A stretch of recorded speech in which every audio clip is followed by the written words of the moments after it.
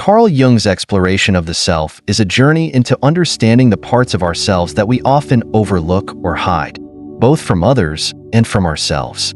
In his work, he lays out a framework that helps us make sense of the internal conflicts and complexities that shape who we are. While many psychologists before him, most notably Sigmund Freud, focused on the conscious and unconscious forces that govern human behavior, Jung took these ideas a step further by emphasizing the importance of the self, a concept that transcends these binary forces.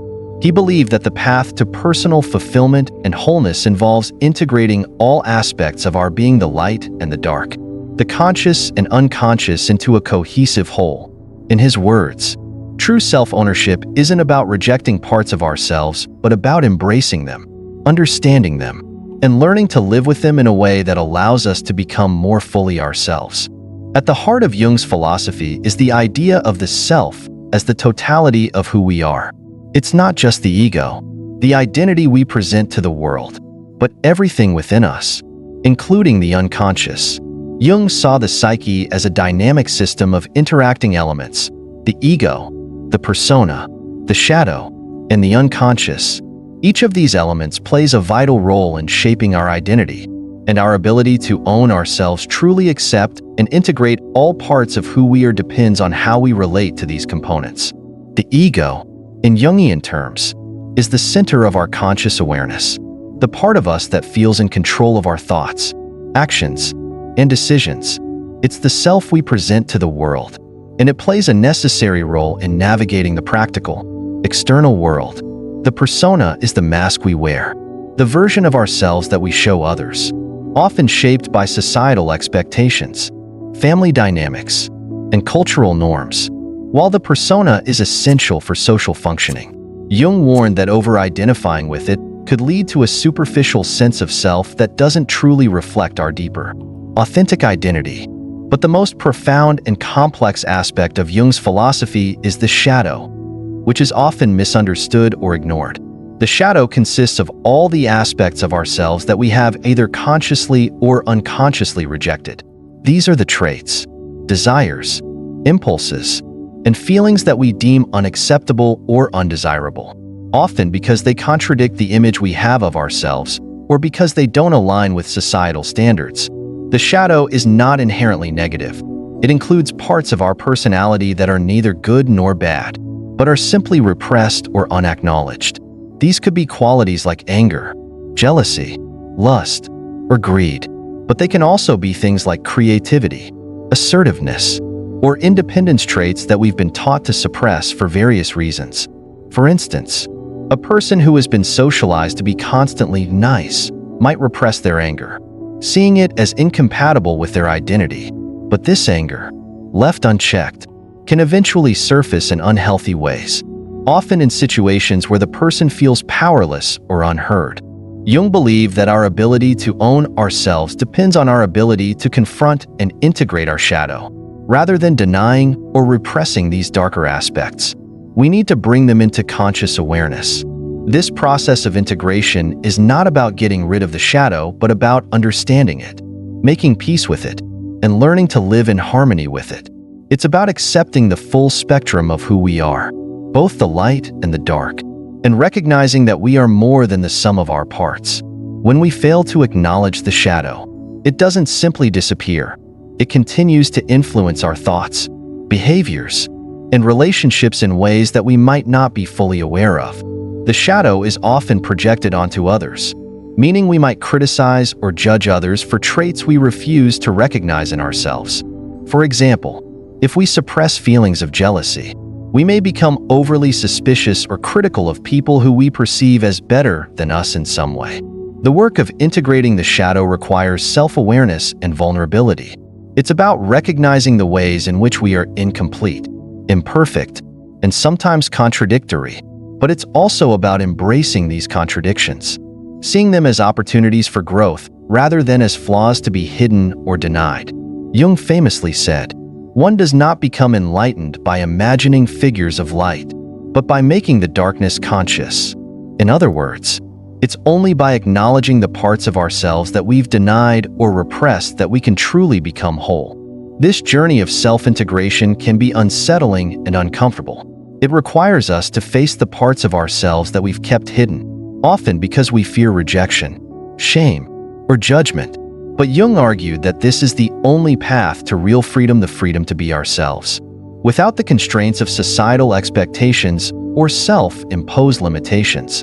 To truly own yourself is to understand and accept all of who you are, even the parts that feel foreign or threatening.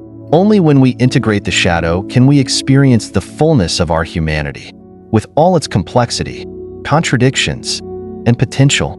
The concept of the shadow isn't just about individual psychology, it also has social and cultural implications. Jung believed that societies often project their collective shadows onto individuals or groups, scapegoating those who embody qualities that the society refuses to acknowledge in itself. This is why cultural movements often center on the recognition of repressed or marginalized aspects of society, whether it's race, gender, or other forms of social identity. The shadow is not only a personal phenomenon, but a collective one. And confronting our personal shadows can also help us confront the shadows of our society.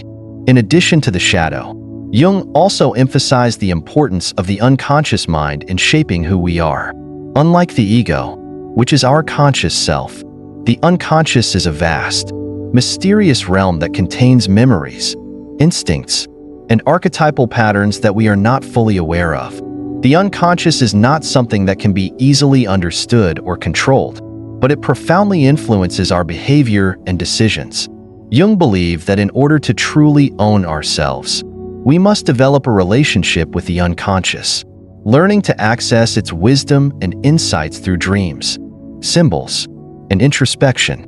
Dreams, for example, are a direct link to the unconscious, and Jung placed great importance on them as a source of self-knowledge. He saw dreams as messages from the unconscious, offering guidance and insight into aspects of ourselves that we might not be fully aware of. Through dream analysis, we can begin to uncover the parts of our psyche that we've neglected or ignored. The unconscious speaks to us in symbols and metaphors, which can be difficult to decipher but are often rich with meaning. In a similar way, archetypes, universal patterns, or symbols that appear across cultures and throughout history are a key part of Jung's philosophy. Archetypes represent fundamental aspects of the human experience, such as the hero, the wise old man, the mother, and the shadow itself. These symbols are embedded in our unconscious minds and can help guide us in understanding our own experiences and challenges.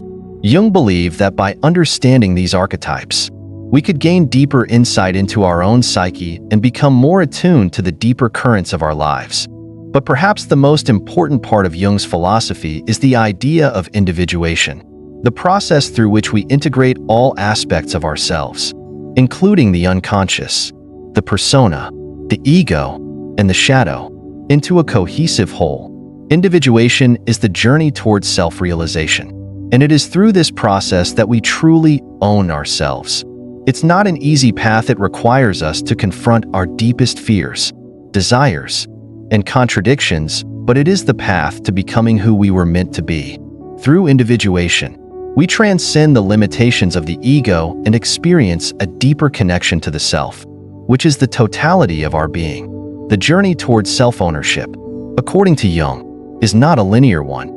It is a lifelong process of self-discovery and growth, and it requires ongoing reflection, acceptance, and integration. It's a process that involves both facing our own darkness and celebrating our light, understanding that both are integral parts of who we are.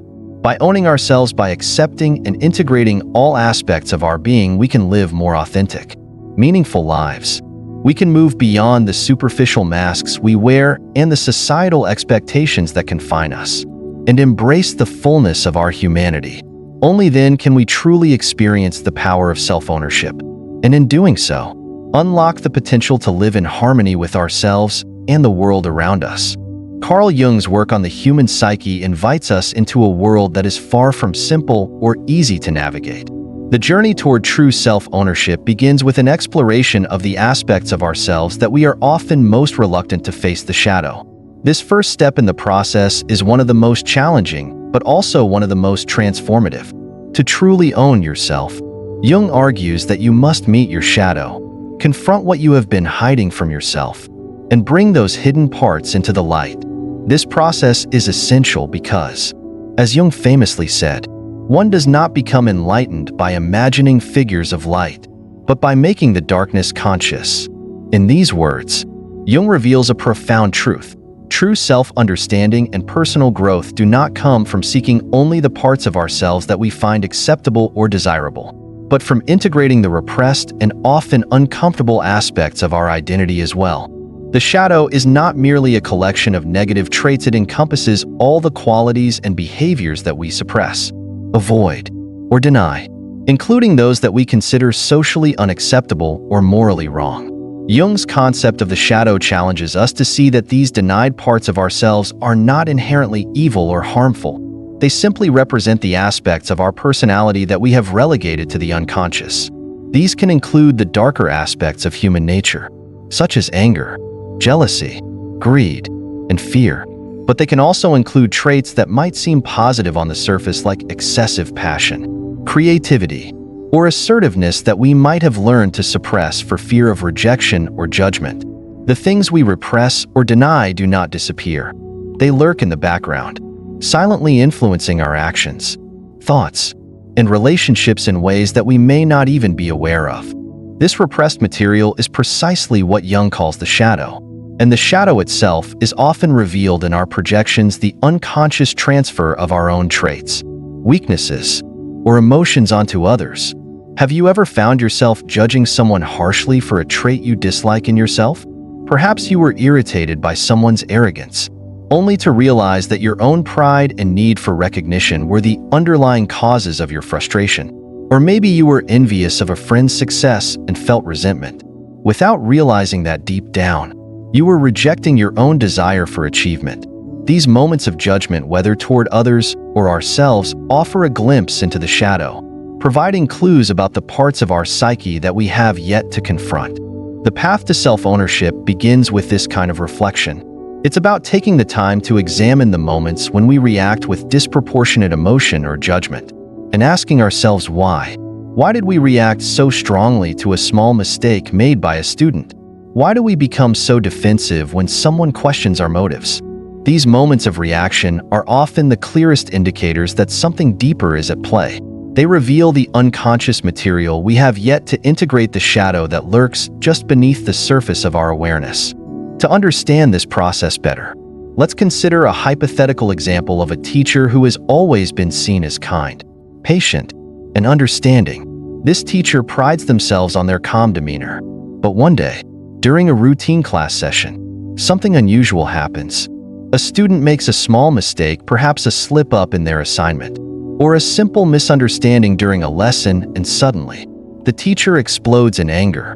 The outburst seems completely out of character, and both the teacher and the student are left stunned by the intensity of the response. What happens next is typical.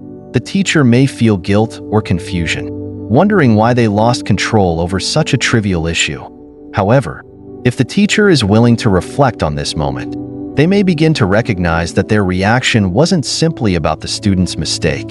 Upon further examination, they might realize that this outburst was the result of repressed anger and frustration that had been simmering beneath the surface for some time. The teacher might have been feeling overwhelmed by their workload, unsupported by colleagues, or frustrated by personal issues outside of work. These emotions were building up over time, but instead of acknowledging them or addressing them in a healthy way, the teacher unconsciously projected their frustrations onto the student. The angry outburst, in this case, is an example of shadow behavior, an unconscious response that arises when repressed emotions and traits that we refuse to confront manifest in unexpected ways. This process of projection, where we project our own flaws or unresolved feelings onto others, is one of the primary ways in which the shadow reveals itself. It's easy to blame others for our emotional reactions, but the more we engage in self-reflection, the more we begin to recognize that these reactions are often mirrors of our own unacknowledged feelings and desires. For instance, if we judge someone harshly for being overly ambitious, it could be a sign that we have repressed our own drive and ambition, deeming it inappropriate or threatening. If we are critical of someone's need for validation, it may be because we have denied our own need for recognition and approval. In Jungian terms, the shadow is not just about negative traits or bad behaviors, it's about anything that we have consciously or unconsciously rejected because it doesn't fit with the image we want to present of ourselves. It includes both our so-called negative traits and our positive traits that we suppress out of fear or social conditioning. For example, a person who has been taught to be modest and humble may suppress their achievements or talents because they fear being seen as arrogant. Another person might repress their desire for intimacy or affection because they have internalized societal norms that suggest such desires are weak or shameful. The shadow, in this sense, is not just a repository of undesirable traits, it's a container for everything we have rejected in ourselves. To truly meet the shadow, then, is to open ourselves to the full range of our emotions, behaviors, and desires, without judgment. It's about recognizing that our repressed parts are not our enemies, they are simply parts of ourselves that have been neglected, misunderstood, or cast aside. The process of owning our shadow requires us to embrace these parts of our psyche, not to judge them or try to erase them, but to accept that they are integral to our identity. As Jung wrote, the shadow is the seat of all our hidden strengths.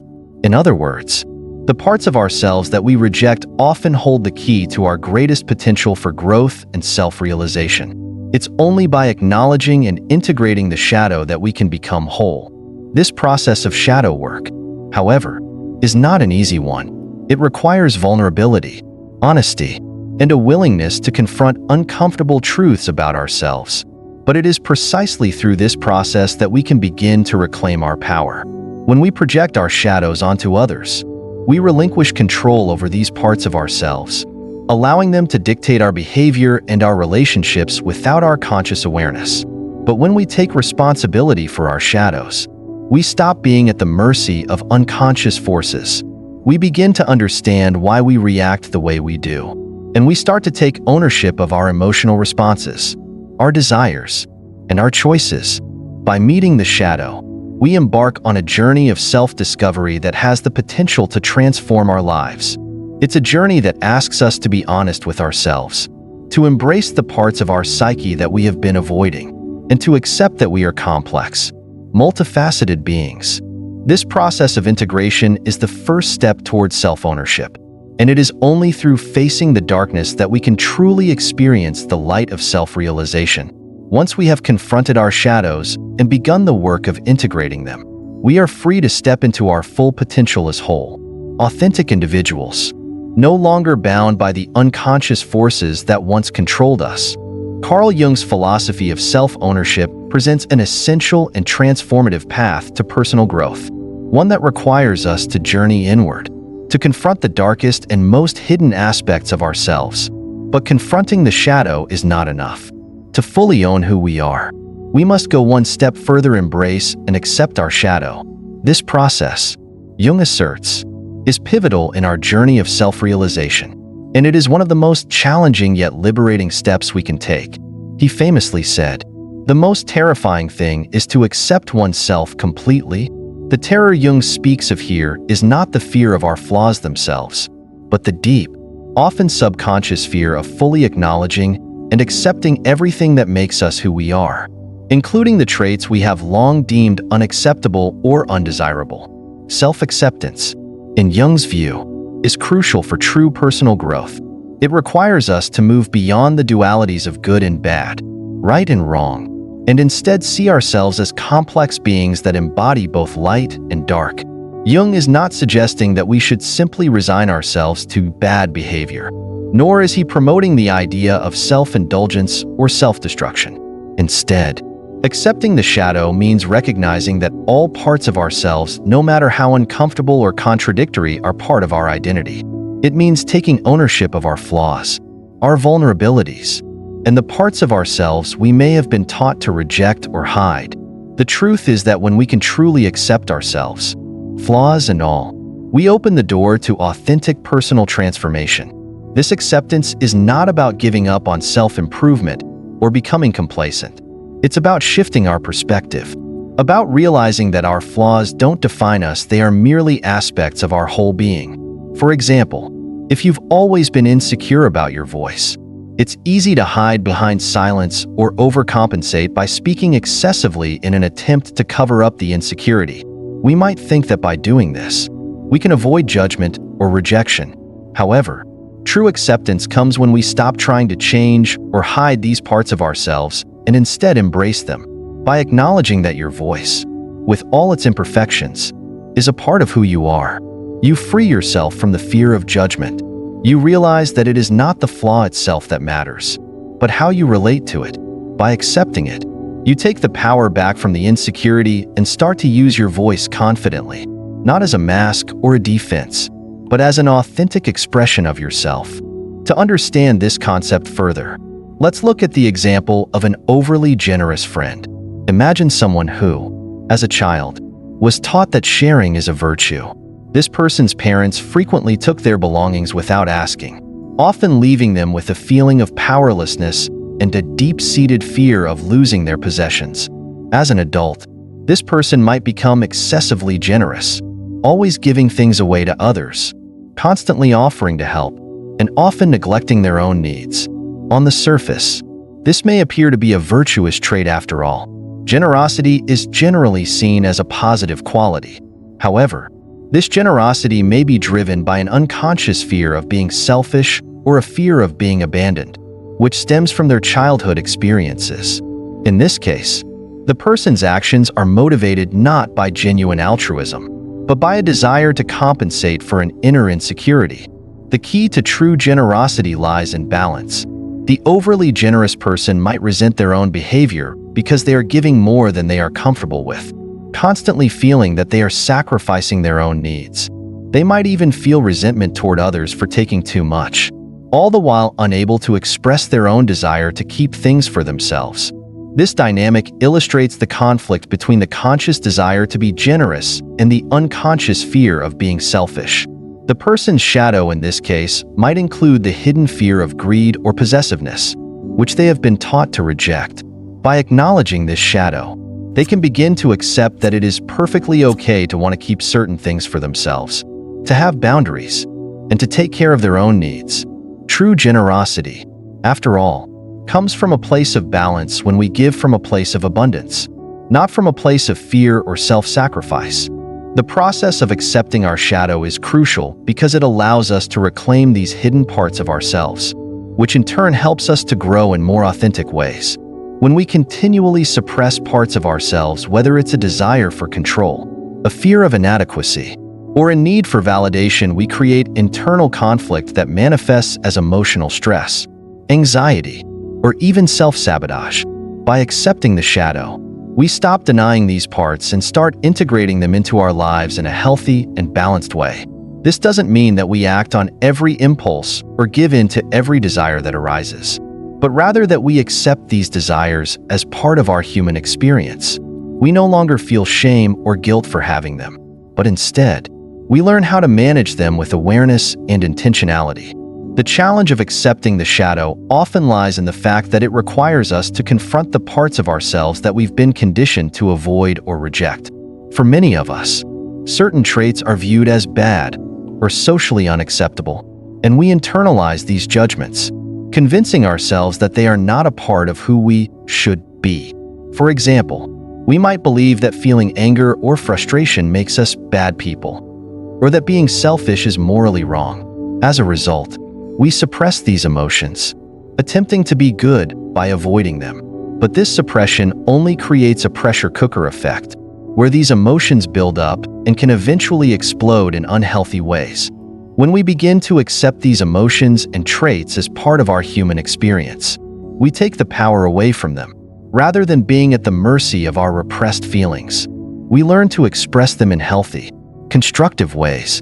Accepting our shadow means acknowledging that it's okay to be angry, to be selfish at times, to feel insecure or jealous.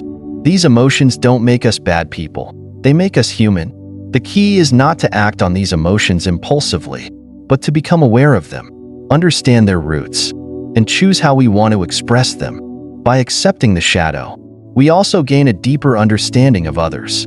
When we stop projecting our own fears and insecurities onto others, we are able to relate to people from a place of empathy and compassion. We no longer judge others for the very traits we have denied in ourselves. This is where the power of self-acceptance extends beyond the individual. By accepting our own shadow, we create space for others to do the same. We become more tolerant, more understanding, and less quick to judge. In many ways, accepting the shadow is an act of radical self-love. It is about embracing all of who we are, even the parts that we find uncomfortable or unappealing. This acceptance doesn't mean we are complacent or that we stop striving to grow. On the contrary, accepting our shadow opens the door to true growth because it allows us to engage with all aspects of ourselves without judgment or fear. We no longer see ourselves as incomplete or unworthy because of our flaws. We see ourselves as whole and capable of embracing all the complexities of the human experience.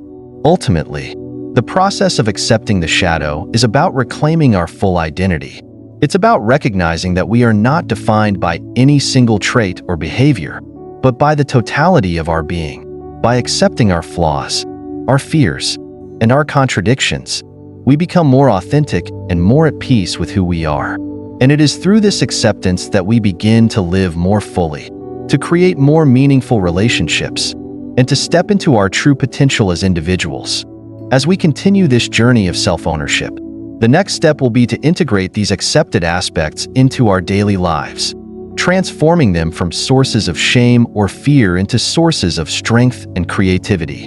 This process of integration is essential, for it is through the ongoing work of acceptance and integration that we can move toward becoming whole, fully realized individuals who are not afraid to confront, accept, and embrace the totality of who we are.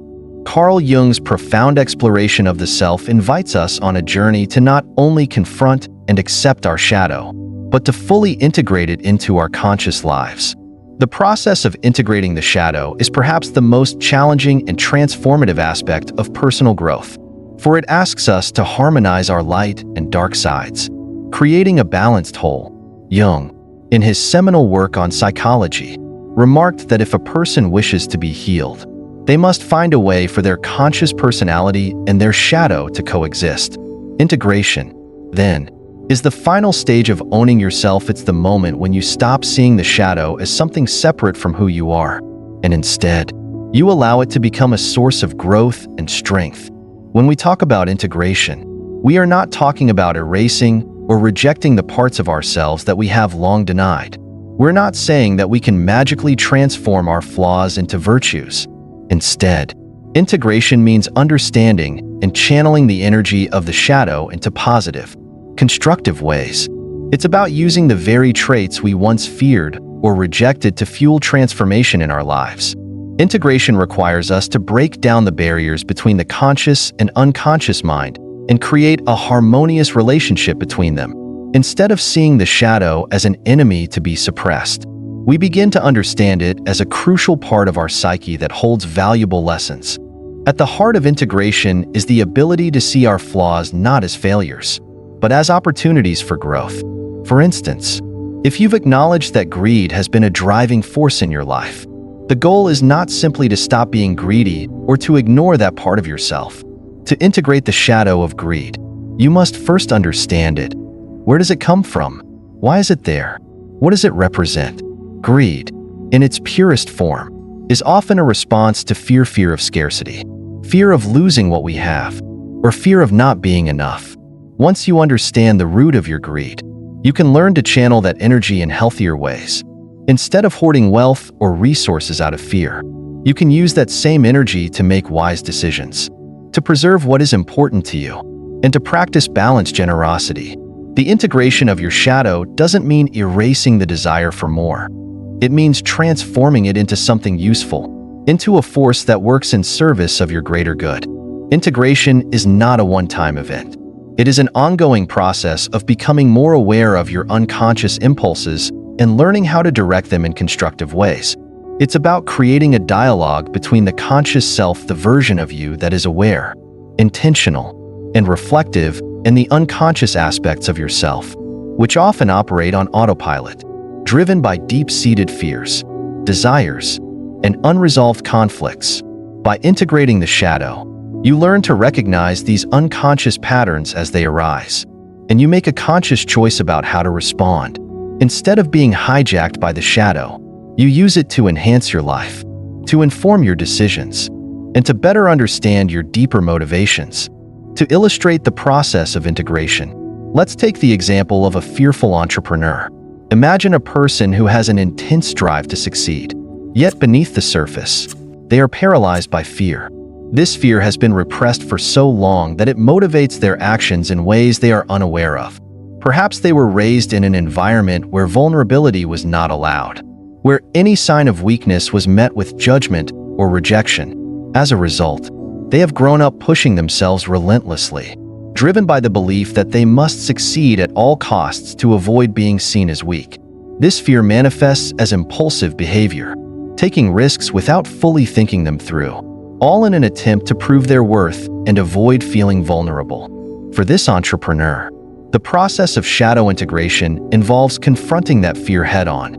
By reflecting on their past and understanding where this fear comes from, perhaps from a parent's harsh criticism or a formative experience of failure, they begin to realize that their fear is not the enemy.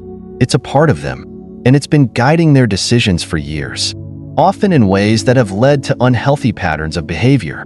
The key to integration here is not to suppress the fear or deny its existence, but to understand it. What is the fear trying to protect them from?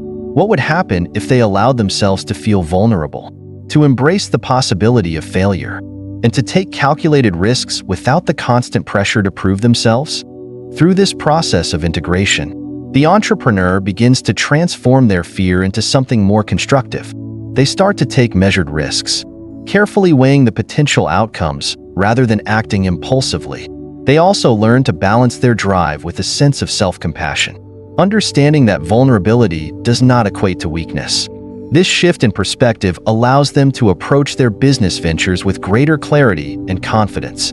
Instead of running from their fear, they learn to work with it, using it as a source of motivation while also acknowledging its limitations.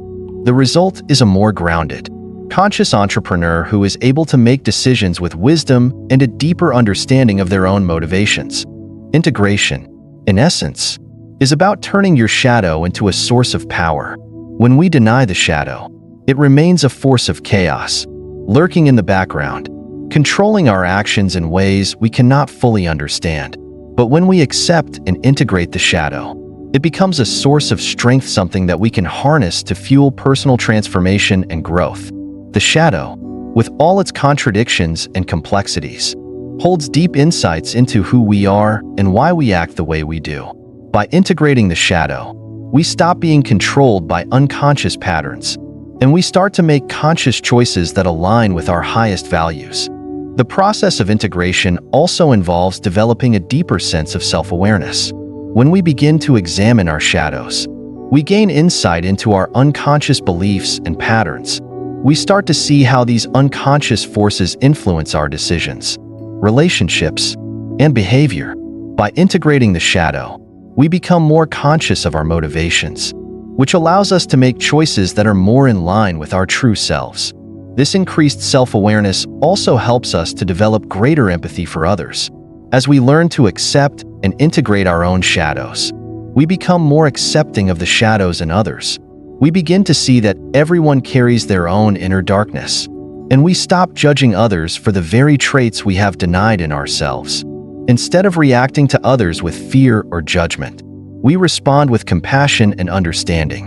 In the process of integrating the shadow, we also learn to accept the complexity of our humanity. We realize that we are not just one thing, we are a blend of light and dark, of strengths and weaknesses, of virtues and flaws. Integration allows us to embrace this complexity without trying to simplify or deny it. We no longer strive for perfection, but rather for wholeness. We learn to live with our contradictions, to accept that we are not always going to get it right, but that this is part of what makes us human. The process of integration, then, is not about becoming perfect, it's about becoming whole. It's about acknowledging all parts of ourselves, both the light and the dark, and finding a way for them to coexist in harmony. Ultimately, Integration is the path to self-mastery. It is the process of becoming fully conscious of who we are and how we operate in the world. It is through integration that we become more authentic, more grounded, and more empowered. By embracing our shadow, we open the door to greater self-awareness, deeper relationships, and a more fulfilling life. Integration allows us to live more fully, to take risks, to express ourselves authentically, and to embrace the complexity of the human experience. It is through the integration of our shadows that we unlock our full potential and step into our true selves. Self-ownership, according to Carl Jung, is a journey of profound personal transformation, one that begins with meeting, accepting, and ultimately integrating your shadow. This process, as daunting and complex as it may seem, is at the core of building genuine confidence and achieving a deeper sense of authenticity in your life. The shadow, which represents the parts of ourselves that we have repressed or denied, is often seen as something to be feared or avoided. However, Jung's philosophy suggests that it is through the shadow that we can achieve true self-ownership. The journey to self-ownership is not a quick fix. It is a long and sometimes painful process, but it is also incredibly rewarding. By acknowledging and understanding the aspects of ourselves that we have hidden, we begin to free ourselves from the unconscious patterns and behaviors that have controlled our lives without our awareness. The shadow is not something to be feared or rejected. In fact, it is often our greatest teacher, offering insights and lessons that can lead to personal growth and self-awareness. When we first encounter the shadow, we may recoil in discomfort or resistance because it brings us face to face with aspects of ourselves that we would rather not confront. The shadow may reveal parts of us that are uncomfortable, such as suppressed anger, jealousy, fear, or shame.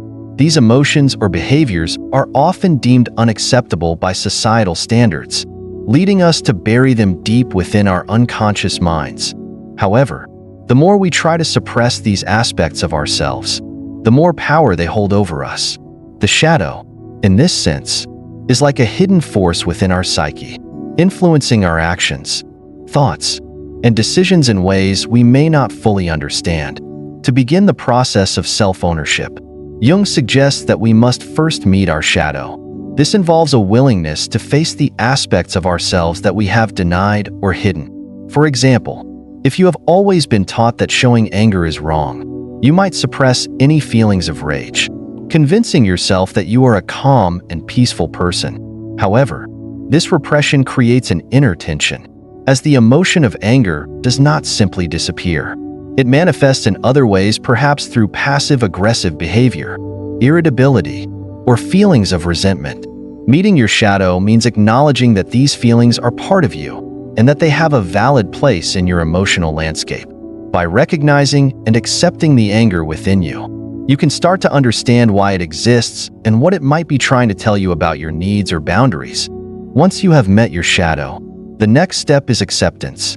Acceptance does not mean resigning yourself to harmful or destructive behavior.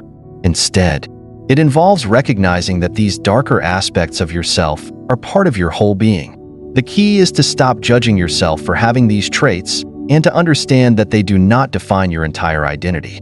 For instance, if you have always felt insecure about your body image, accepting this insecurity is not about resigning yourself to a lifetime of self-doubt. Rather, it is about acknowledging that this insecurity exists and that it has shaped your experiences and interactions with the world. Acceptance means that you stop fighting against it and instead work with it, learning how to transform it into something constructive. Acceptance is often the hardest part of this process because it requires vulnerability and honesty. It asks us to confront the very things we have spent years trying to avoid or deny. But through this acceptance, we begin to experience freedom. When we stop hiding from our shadow, we stop allowing it to control our behavior from behind the scenes. The more we accept our shadow, the more we become aware of how it influences our thoughts and actions. In this awareness, there is power to make conscious choices and to act in ways that are aligned with our true selves, rather than being driven by unconscious fears or repressed desires. After acceptance comes integration. Integration is the final stage of owning your shadow, and it is where the real transformation takes place.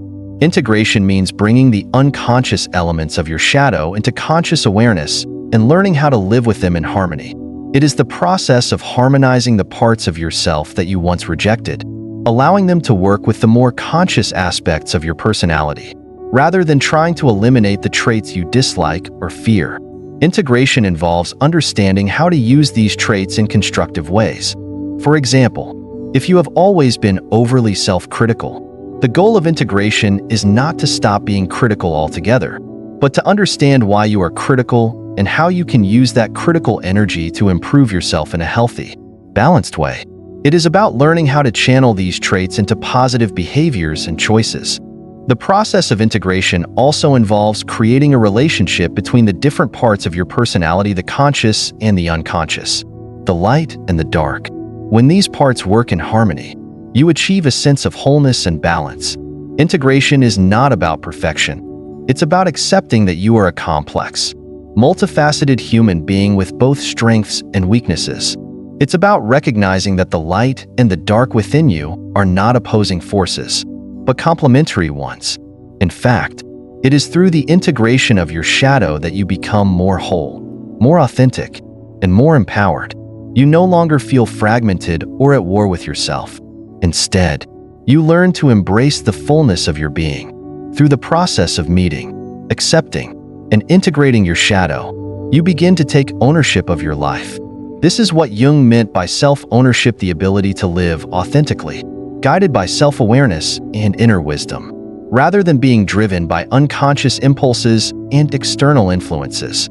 Self-ownership allows you to make decisions from a place of clarity and confidence, rather than reacting out of fear, shame, or guilt. When you are no longer controlled by the shadow, you are free to live in alignment with your true values and desires. You become less influenced by external validation or societal expectations and more focused on what truly matters to you. Self-ownership also leads to greater compassion, both for yourself and for others. When you accept and integrate your own shadow, you become more accepting of the shadows in others. You begin to see that everyone has their own struggles, fears, and repressed aspects, and you stop judging others for their imperfections. This compassion allows you to build deeper, more authentic relationships, free from the fear of being judged or misunderstood. It also enables you to be kinder to yourself, letting go of the harsh self-judgments and criticisms that often accompany feelings of inadequacy or self-doubt. As you progress along the path of self-ownership, you will begin to notice a shift in how you experience the world. You will become more at peace with who you are, more confident in your decisions, and more willing to take risks and pursue your goals. The shadow, once seen as an enemy or a source of fear, becomes an integral part of your personal growth. By facing your shadow, accepting it, and integrating it into your conscious life, you begin to live more fully, more authentically, and more powerfully. The journey towards self-ownership through the shadow is not a linear one. There will be moments of difficulty, times when you feel overwhelmed by the darkness within you. But each time you face these challenges and continue the work of integration, you move closer to becoming the person you are meant to be. By acknowledging and embracing your shadow, you free yourself from the unconscious forces that have shaped your life up until now. You begin to make conscious choices based on a deep understanding of who you are and what you truly want. This is the essence of self-ownership, living a life that is true to yourself, free from the control of your unconscious shadow, and guided by the wisdom and power that comes from integrating all parts of who you are. The shadow is not an adversary to be defeated, but a teacher to be embraced. It offers the opportunity for profound growth and self-discovery. When you choose to face your shadow, you take the first step toward a life of authenticity, confidence, and peace. Through the shadow, you come to know yourself in a deeper, more profound way, and you gain the freedom to live as the true, unencumbered version of yourself. This is the power of self-ownership, the ability to be fully yourself, with all the light and dark that makes you whole. Owning yourself, as Carl Jung proposed, is not about rejecting the darker, less desirable parts of who you are. Instead, it's about fully embracing all aspects of yourself, including those you might have spent years trying to suppress or deny. True confidence doesn't come from pretending to be perfect or from only showing the best parts of yourself to the world. Rather, it emerges from an honest, deep understanding of your own complexity, of the parts of you that are visible and those that lie hidden beneath the surface. These hidden aspects are what Jung refers to as the shadow. And it's only by confronting and integrating the shadow that we can unlock our full potential. At first glance, this might sound like an overwhelming or even impossible task. After all, the shadow is not simply about the negative traits we possess. It encompasses everything we have repressed or ignored, including desires, emotions, and behaviors that don't align with the image we want to project to others. These could include feelings of jealousy, anger, insecurity, or even parts of us that society deems as undesirable. And because these aspects are uncomfortable to face, we tend to bury them deep within our unconscious mind. However, Jung believed that the more we suppress these parts of ourselves, the more control they exert over our lives, often manifesting in unexpected and unhealthy ways. To truly own yourself, you need to stop running away from these darker aspects of your personality. You need to stop judging yourself for having them and instead confront them head on. This isn't about indulging in negativity or letting these traits control you. Rather, it's about acknowledging their existence and understanding the role they play in shaping who you are. Jung's insight is that these repressed elements can become powerful tools for personal growth if we learn to integrate them into our conscious lives. When you begin the process of self-ownership, it requires you to face discomfort, emotions, and behaviors that you might have ignored or repressed for years. For example, you might have a tendency to avoid confrontation, letting resentment build up in the background until it erupts in unhealthy ways. By acknowledging the anger or frustration that you've suppressed, you're able to understand its root cause. You might discover that you've been afraid to assert yourself because you were taught, as a child, that expressing anger was wrong. With this understanding, you can start to deal with your emotions in a healthier, more constructive way. The act of meeting your shadow is not just about becoming aware of your flaws or imperfections. It's about understanding the motivations behind them. Why do you feel jealous of others? Why do you feel compelled to people please or overwork yourself? These are questions that, when answered honestly, reveal important truths about who you are and what you truly want. The more you understand these hidden aspects of your personality, the more you can make choices that align with your true self rather than being guided by unconscious impulses. This is where true self-ownership begins, with awareness. But simply acknowledging these traits is not enough. Acceptance is the next crucial step in this journey. Accepting your shadow means recognizing that these darker traits don't define your entire identity. They are part of you, but they don't have to control you. This is where many people struggle. We tend to want to reject the parts of ourselves that we don't like, thinking that if we don't acknowledge them, they will go away. However, as Jung wisely noted, the things we repress are often the things that have the most power over us. By accepting these traits, you stop fighting against them. You stop pretending to be someone you're not. You allow yourself to be fully human, with all your strengths, weaknesses, contradictions, and complexities. This acceptance doesn't mean giving up or resigning yourself to bad behavior. Instead, it's about recognizing that these traits don't have to control your life. They are simply part of a larger whole. Once you accept these traits as part of who you are, you can begin to integrate them into your conscious life. This is the next step in owning yourself. Integration is where the real transformation happens. It's one thing to acknowledge your shadow, and another thing entirely to use it as a source of personal growth. Integration is about taking those traits you once feared or avoided and learning how to channel them in ways that enhance your life rather than hinder it. If you've always been overly critical of yourself, for example, integration might mean learning to use that critical voice as a tool for self-improvement, without allowing it to devolve into self-loathing or constant dissatisfaction. Instead of being your harshest critic, you can become your own most constructive and compassionate guide. Through integration, you begin to bring balance to your life. The conscious and unconscious parts of you no longer fight against each other, but work together to create a more harmonious existence. The more you integrate your shadow, the more whole you become. You stop seeing yourself as a fragmented, incomplete person and start embracing the totality of your being. This includes the light and the dark, the strengths and the weaknesses, the positive and the negative. Each part has its place, and when they work in concert, you are more at peace with yourself and more empowered to live a fulfilling life. What happens when you own yourself in this way? The most profound effect is the emergence of true confidence. Confidence isn't about pretending to be perfect or avoiding mistakes. It's about understanding who you really are, both the good and the bad, and accepting yourself as you are. When you no longer hide from your shadow, you begin to feel more grounded, more authentic, and more secure in your decisions. This kind of confidence doesn't come from external validation or approval, but from an internal knowing that you are enough just as you are. This journey towards self-ownership through the shadow is not an easy one. It requires courage, introspection, and a willingness to confront parts of yourself that are often uncomfortable. But it is through this process that you can begin to truly own your life.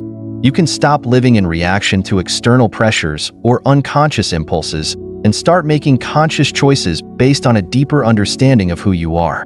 You stop hiding behind a mask and begin to live authentically. This is where real confidence is born, from the understanding that you are whole, that you are complete, and that you are worthy, no matter your flaws or imperfections. By meeting, accepting, and integrating your shadow, you step into a life that is more meaningful, more empowered, and more connected to your true self. You are no longer controlled by the unconscious parts of your personality. Instead, you have harnessed their energy to fuel your personal growth and guide your decisions. You can approach life with a sense of peace, because you are no longer at war with yourself. You have made peace with the parts of you that you once feared, and in doing so, you have unlocked the power of true self-ownership. So, remember, true confidence is not about pretending to be something you're not. It's about embracing who you are in all your complexity and using that self-awareness to lead a more authentic, balanced life.